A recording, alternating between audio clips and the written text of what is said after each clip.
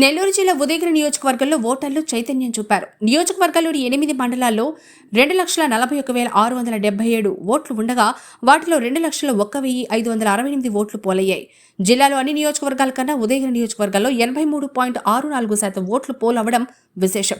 ఉదయగిరిలో సాయంత్రం 5 గంటల సమయంలో ఈదురుగాలులతో కూడిన వర్షం కురిసినా ఓటర్లు తమ ఓటు హక్కును స్వచ్ఛందంగా వినియోగించుకున్నారు. నియోజకవర్గంలోని అన్ని బూతుల్లో ఓటర్లు తమ ఓటు హక్కును వినియోగించుకోవడానికి బార్లు తీరారు. కొన్ని చోట్ల చిన్న ఘర్షణలు జరిగినప్పటికీ మొత్తానికి నియోజకవర్గంలో ప్రశాంతంగా ఓటింగ్ ప్రక్రియ ముగిసింది.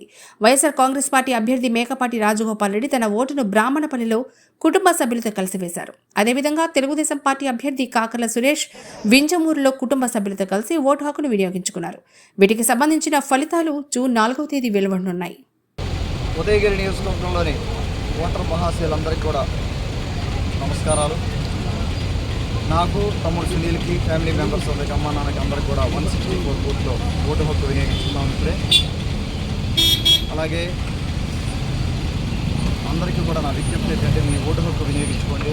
దయచేసి ఎంత బిజీగా ఉన్నా కూడా సమయం తీసుకొని ఓటు హక్కు వినియోగించుకోండి. మీరు ఓటు హక్కు వినియోగించే 5 నిమిషాల సమయం మీ 5 సంవత్సరాల ఆలోచించండి.